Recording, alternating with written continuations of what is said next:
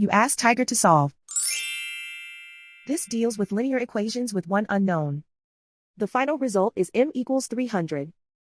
Let's solve it step by step. Move the negative sign from the denominator to the numerator. Isolate the m. Multiply both sides by 15. Group like terms. Multiply the coefficients. Simplify the arithmetic.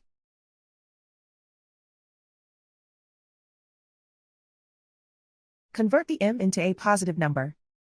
Multiply both sides by -1. Remove the ones.